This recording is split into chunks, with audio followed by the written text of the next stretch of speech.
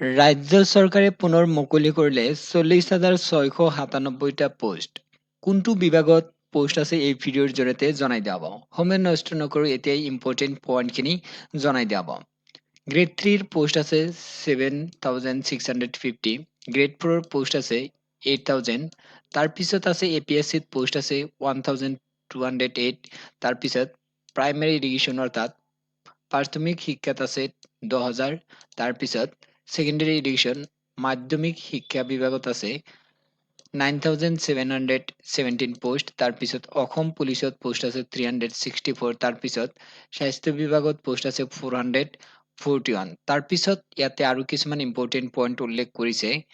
ইয়াতে মই অপেন কৰিম। ইয়াতে চাওক লাষ্টৰ যিটো পইণ্ট ইয়াতে উল্লেখ কৰিছে যে ৰাজ্যিক পৰ্যায়ৰ আৰক্ষী নিযুক্তি পৰিষদৰ আছে 6,239টা পোষ্ট। টোটেল পোষ্ট হ'ল এতিয়া 40,697টা পোষ্ট হ'ল।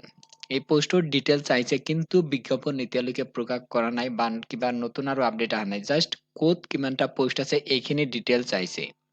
আৰু যদি এই পোষ্টৰ বিজ্ঞাপন প্ৰকাশ কৰে বা পোষ্টৰ ৰিগাৰ্ডিং কিবা নতুন আপডেট আহে আপোনালোকক জনাই দিয়া হ'ব। এইখিনি নতুন ডিটেইলছ আহিছে আৰু এইখিনি ইম্পৰ্টেণ্ট পইণ্ট হয় আৰু বাকী কোনো ইয়াত ইম্পৰ্টেণ্ট পইণ্ট নাই।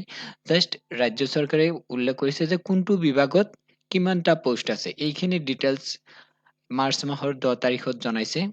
যেতিয়াই মানে বিজ্ঞাপন প্ৰকাশ কৰিব, তাৰপিছত কি পোষ্ট আছে বা কি পাছ কৰা হ'ব লাগিব, এজ লিমিট কিমান হ'ব, সম্পূৰ্ণ ডিটেইলছ জনাই দিয়া হ'ব। সকলোৱে জানে যে গ্ৰেড 4 পোষ্টত আবেদন কৰিবলৈ মিনিমাম 8 পাছ কৰা হ'ব লাগে।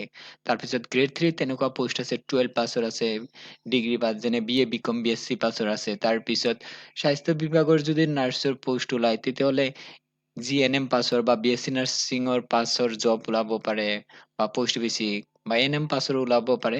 এনেকুৱা মানে ডিপ্ল'মা পাছৰো মানে ভেকেঞ্চি ইয়াতে থাকিব। আৰু যদি এই যিখন পোষ্ট আহিছে সেই পোষ্টৰ অফিচিয়েল ৱেবছাইটত বিজ্ঞাপনটো দি দিয়ে আপোনালোকক মই ভিডিঅ'ৰ জৰিয়তে জনাই দিম। যদি চেনেলটো ছাবস্ক্ৰাইব কৰা নাই ছাবস্ক্ৰাইব কৰি কাষত থকা বেল আইকনটো প্ৰেছ কৰি ৰাখক।